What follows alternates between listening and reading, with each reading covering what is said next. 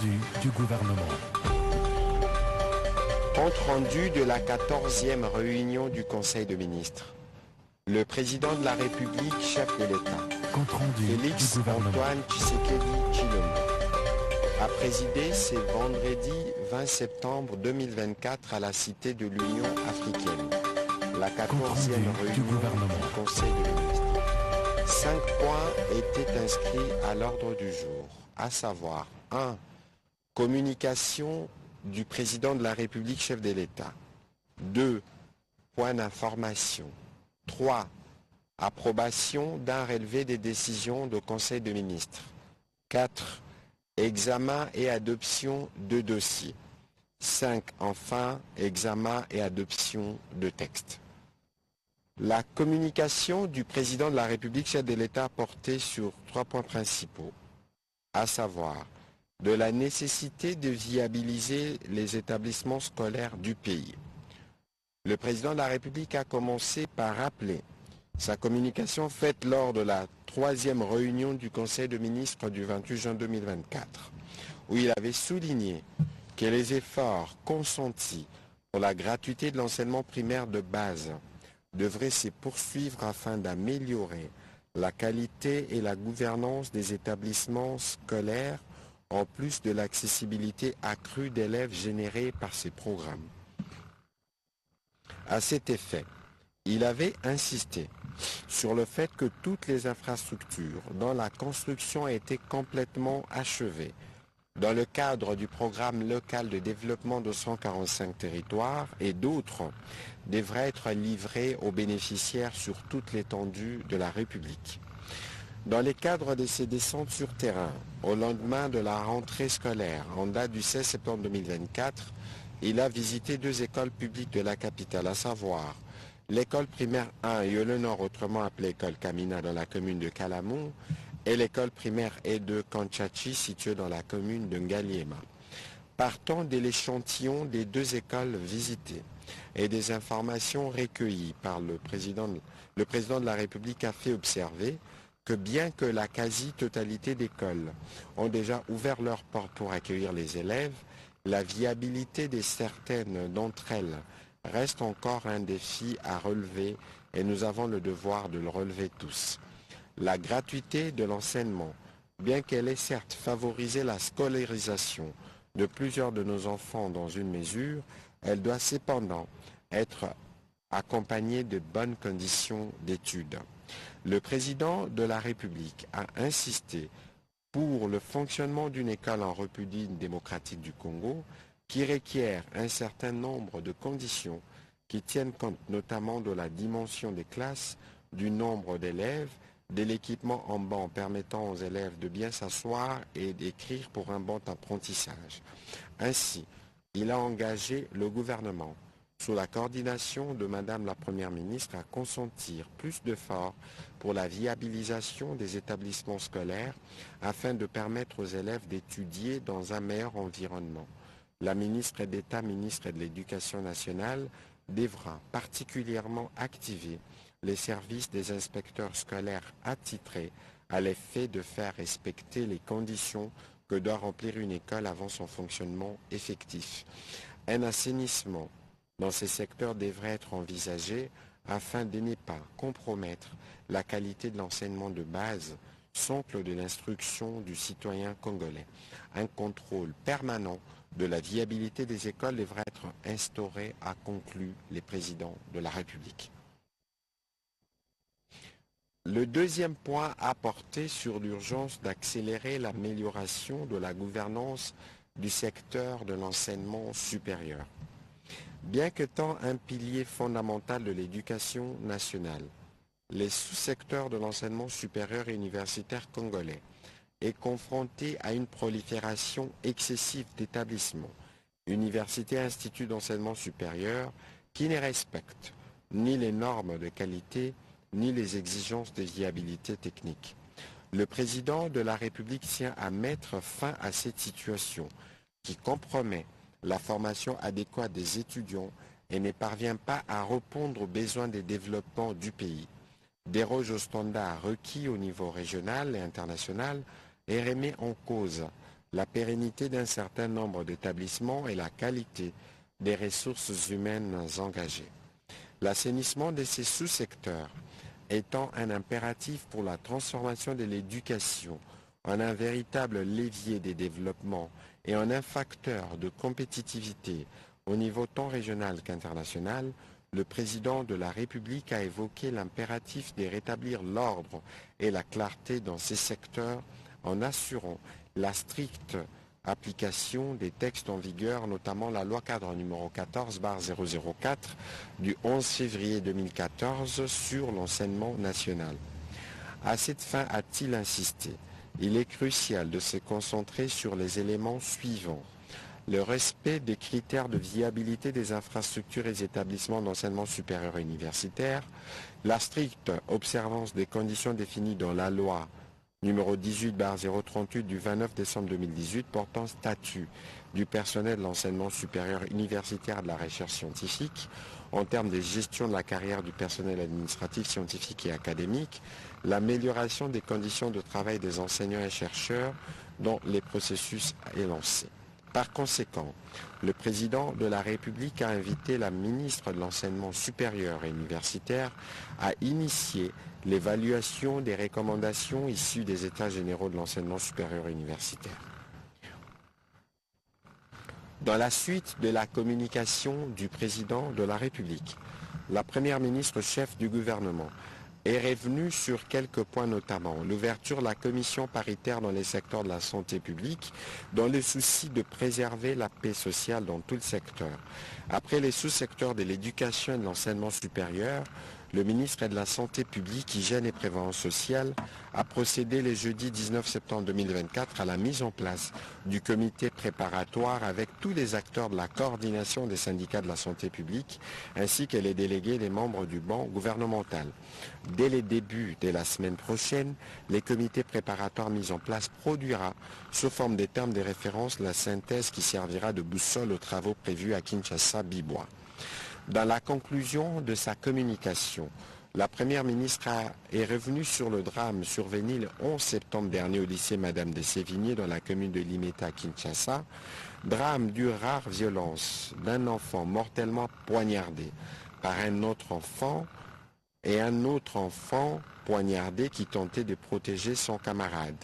Devant ces drames impliquant des enfants, elle a exprimé sa profonde indignation, sa consternation, sa colère, son émotion, non seulement en tant que responsable politique comme chef du gouvernement, mais également et tout simplement en tant que mère. Ces drames interpellateurs nous imposent de répondre aux questions aussi importantes que celles de la sécurité de nos enfants dans nos écoles, du phénomène du harcèlement scolaire, de la justice pour les mineurs, du soutien psychologique en faveur des élèves notamment.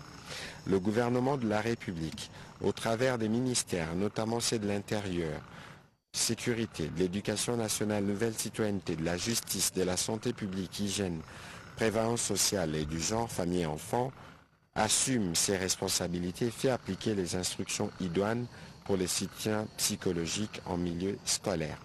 Dans tous les cas, le gouvernement central attend les résultats des enquêtes en cours qui établiront les responsabilités dans la survenue de ces drames inédits.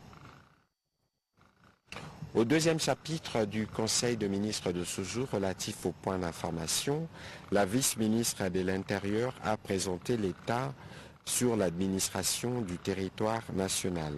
L'état d'esprit de la population qui demeure globalement calme a été marqué cette semaine par l'attente des recommandations des négociations entre les parties congolaises et rwandaises à Luanda, l'attention focalisée sur la rentrée parlementaire du 16 septembre 2024, l'engagement national dans la lutte contre les Mpox.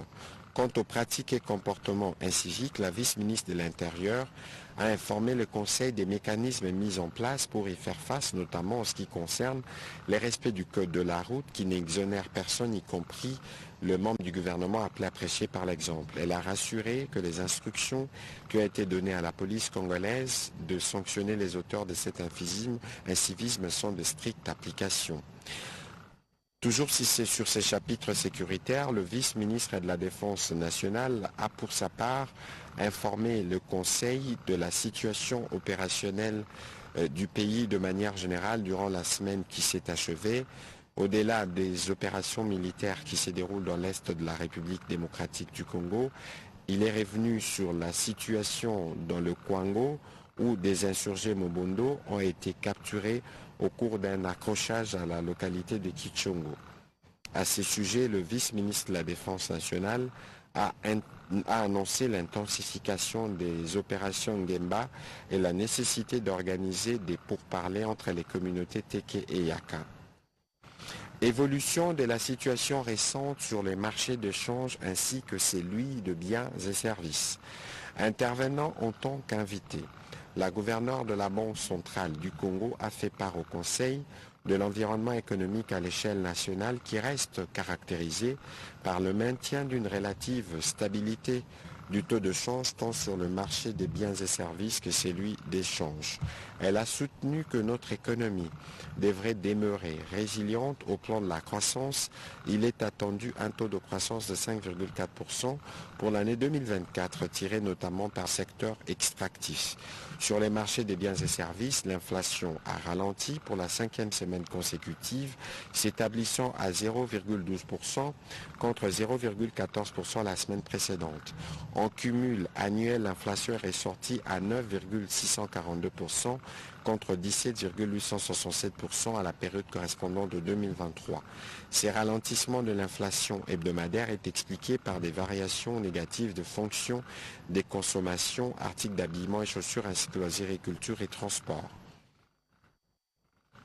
Les taux d'échange sur les deux segments du marché se sont maintenus quasiment à leur niveau de la semaine précédente.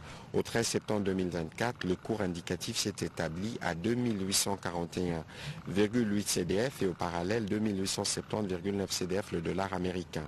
Considérant les facteurs de risque externes et internes, la gouverneure de la Banque centrale a rassuré de l'engagement ferme et de la détermination sans faille de son institution et du gouvernement à poursuivre les efforts de stabilisation et à assurer le maintien de l'orientation restrictive de la politique monétaire et budgétaire. Elle a fait plusieurs recommandations au gouvernement. 3 notes d'information du ministre des Transports, Voies des Communications et Désenclavement. Le vice-premier ministre, ministre des Transports, Voies des Communications et des Désenclavements, a présenté 3 notes d'information au Conseil de ministres de ce jour.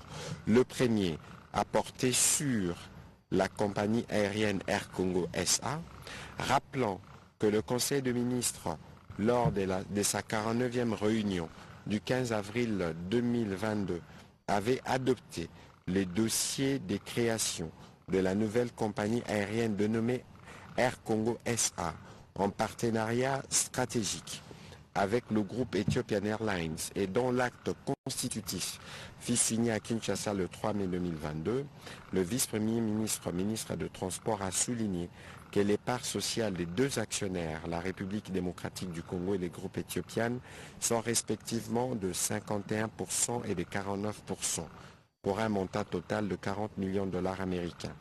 Après une interruption du processus en 2023, suite aux échéances électorales et l'instruction d'expédition des affaires courantes, il a indiqué que depuis le 13 septembre 2024 a été relancée à Kinshasa la phase de mise en œuvre effective avec la réunion technique regroupant les parties prenantes. Et la date du 1er décembre a été retenue pour le premier vol inaugural. Il a été complété à ces propos par le ministre du portefeuille. 2. Création d'une task force sino-congolaise. À la suite du Forum économique Chine-RDC tenu dernièrement à Beijing du 3 au 4 septembre 2024, le président de la République avait recommandé au gouvernement la mise en place d'une task force pour le suivi et le renforcement de la collaboration sino-congolaise devant favoriser les investissements chinois dans notre pays.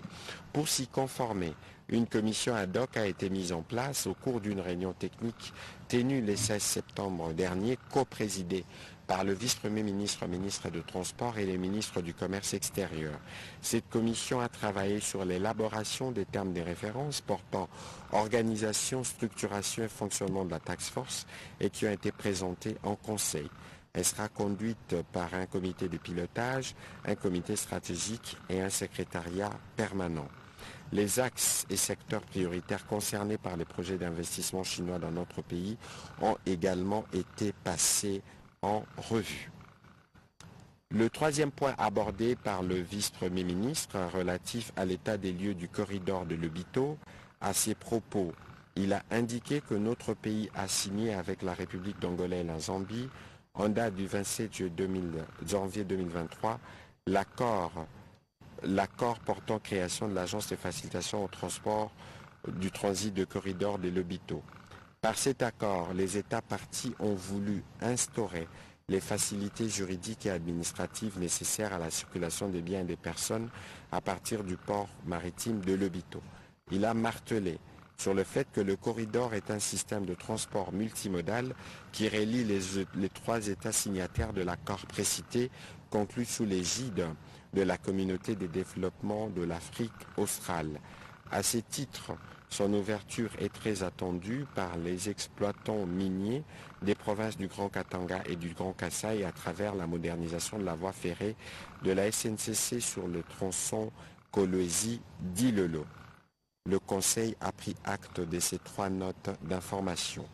Avant de clore son intervention, le vice-premier ministre a tenu à rassurer les conseils que la compagnie d'aviation Congo Airways SA bénéficie d'un moratoire de 90 jours accordé par l'IATA, l'autorité de l'aviation civile en RDC, lui permettant de parvenir à un aboutissement heureux de la remise en service de l'un de ces aéronefs, le temps de finaliser les démarches en cours pour l'acquisition d'autres avions. Congo Airways maintient donc son certificat de transporteur aérien et son agrément IATA. Publication des annuaires des agents de carrière des services publics de l'État. Le vice-premier ministre, ministre de la fonction publique, a informé les membres du Conseil de la tenue le 23 septembre 2024 de la cérémonie de publication des annuaires des agents de carrière des services publics de l'État. Il a précisé qu'il s'agit d'un répertoire nominatif de tous les agents, renseignant pour chacun quelques informations phares, en l'occurrence les noms, les matricules, les grades, les services d'affectation ainsi que la photo de profil. Bien plus qu'un simple répertoire, ces documents symbolisent la volonté inébranlable du gouvernement de maîtriser les effectifs et de marquer l'avènement d'un nouveau système de gestion suivant le principe de transparence, d'ouverture, de célérité, d'accessibilité des données dans un contexte caractérisé par plusieurs cas de doublons cumulaires et fictifs qui plombent les dépenses de rémunération. Le Conseil a aussi pris acte de cette note d'information. Au chapitre de points d'information toujours, le point sur la situation épidémiologique a été présenté par le ministre de la Santé, Hygiène et Prévoyance sociale. S'agissant de l'épidémie du Mpox, la situation au cours de la 37e semaine épidémiologique a été marquée par la notification de 51 cas d'admission, de 200 cas actifs et de 36 cas de guérison, portant ainsi un cumul de guéris à 11 097 cas. Il a rassuré le Conseil que les dispositifs de riposte étaient opérationnels et produisent des effets positifs dans les zones touchées. Autant les préparatifs du processus de vaccination avec les directions provinciales de la santé se poursuivent, autant la recherche active des cas et la prise en charge gratuite des malades sont assurés par le gouvernement. La campagne de vaccination, quant à elle, devrait débuter le 2 octobre prochain et aller jusqu'au 11 octobre 2024 pour le premier passage. La population a été encouragée à respecter les gestes barrières pour faire face à cette guerre sanitaire qui touche notre pays. Il a aussi fait le point du choléra à travers la République et le Conseil a pris acte de sa note d'information. Les derniers points abordés dans ces chapitres sur le point d'information concernaient l'harmonisation de la communication gouvernementale et clôture du 10e congrès ordinaire de l'Union nationale de la presse du Congo. Le ministre de la Communication et Médias a présenté au Conseil deux notes. La première a porté sur l'harmonisation de la communication gouvernementale. À ses propos, il a fait les rapports de la réunion d'harmonisation qu'il a tenue avec les différents chargé des communications des cabinets ministériels, en présence du directeur de la communication du président de la République, mais aussi de la conseillère principale de la première ministre chef du gouvernement. Après avoir fait les tours de la question avec donc les différents conseillers en communication du gouvernement, plusieurs recommandations ont été formulées, notamment la nécessité de respecter la charte graphique et de poursuivre son implémentation, la référence au programme d'action du gouvernement dans toutes les communications pour illustrer la mise en œuvre des réalisations sectorielles concernées, la mise en avant des actions des terrains et des réalisations de ministres plutôt que les audiences à diffuser tant dans les médias publics et privés, la formalisation d'une task force tripartite communicationnelle, présidence, primature, ministère de la Communication, en attendant la création de la cellule de communication gouvernementale et au regard de la sensibilité de ces travaux, il a sollicité la collaboration étroite de chacun des membres du gouvernement pour faciliter la réponse efficace et structurée aux recommandations faites par les présidents de la République pour une communication harmonieuse, ordonnée et cohérente.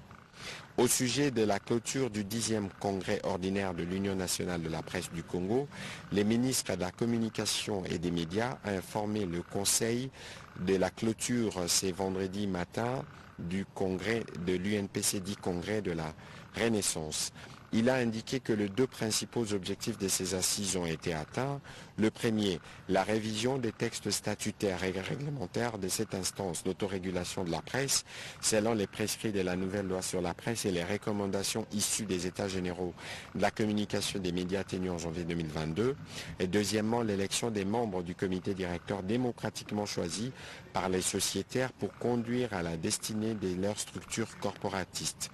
Le ministre de la Communication et des médias a salué l'arrivée de ces nouveaux comités qui sera l'interlocuteur attitré de l'État dans la dynamique tripartite gouvernement, Conseil supérieur de l'audiovisuel et de la communication, Union nationale de la presse du Congo pour assainir les paysages médiatiques selon le cadre légal en vigueur, lesquels nécessitent d'être complétés par les textes relatifs au statut de journaliste congolais en cours d'examen au sein de commissions gouvernementales. Le Conseil a aussi pris acte de cette note. Au troisième chapitre du Conseil de ministres de ce jour, relatif à l'approbation d'un relevé des décisions du Conseil de ministres, les membres du Conseil ont approuvé un relevé des décisions prises lors de la 13e réunion hebdomadaire du Conseil de ministres tenue le 13 septembre 2024. Au quatrième chapitre relatif à l'examen et à l'adoption des dossiers, 4 dossiers ont été soumis à examen au Conseil de ministres de ce jour.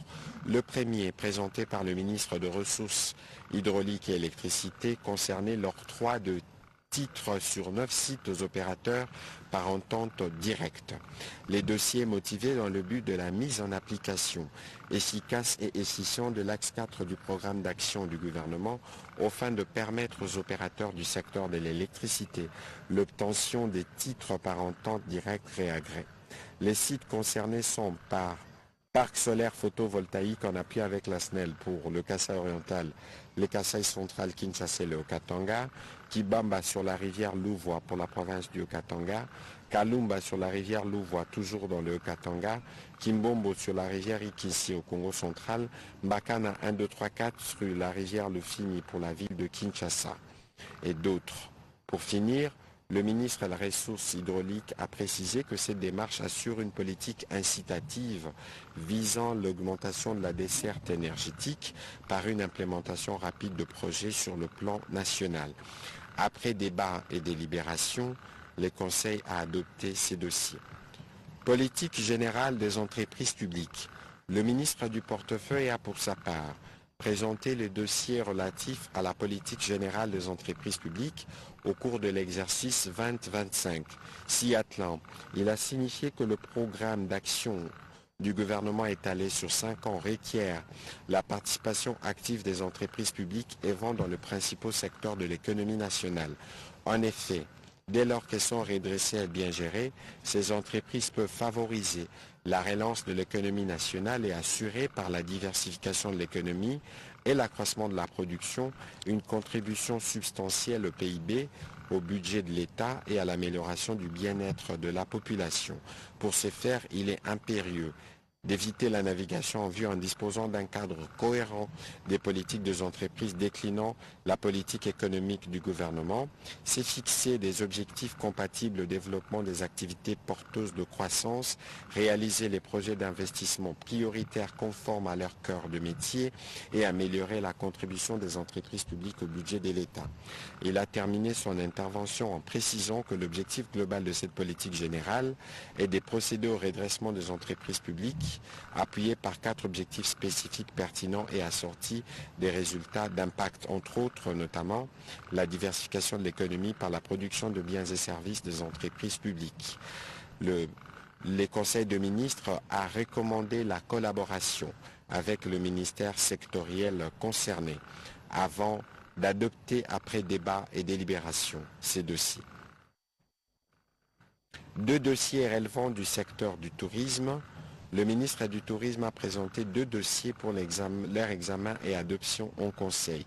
Le premier a concerné le projet de village touristique où il a rappelé que dans la perspective de faire du secteur touristique une véritable industrie qui s'est tenu le forum des validations de la politique nationale.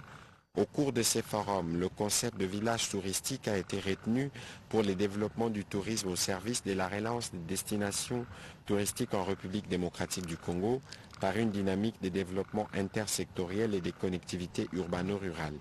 Les villages touristiques préservent, respectent et valorisent la culture locale en préservant des emplois et l'entrepreneuriat viable de communautés locales et sera le lien par excellence de mise en exergue de notre puissance soft power à travers sa riche biodiversité, son patrimoine historique et culturel, sa gastronomie, sa musique ainsi que ses arts visuels et ses merveilles de la nature pour changer la perception du pays. Dans les lots des zones d'implantation éventuelle de villages touristiques ciblés, il a parlé du village de Mbombo-Lumene qui a été présenté comme projet pilote du fait des atouts dont il dispose, notamment sa proximité avec la capitale. Le deuxième dossier a concerné la validation du projet d'accord entre l'AC Milan et la République démocratique du Congo. À ce sujet, il a souligné qu'il s'agit d'un partenariat mutuellement avantageux entre cette prestigieuse équipe de football italienne et notre pays qui s'inscrit dans le cadre de la promotion de la destination RDC. Ces échanges avec les dirigeants de ces clubs au cours de la mission qu'il a effectuée en Italie en juillet dernier ont abouti à un projet de protocole d'accord pour promouvoir la destination RDC dans l'arène mondiale à travers le football. D'où la validation du dit projet sollicité du gouvernement pour que son ministère s'active à lancer cette grande campagne promotionnelle et de communication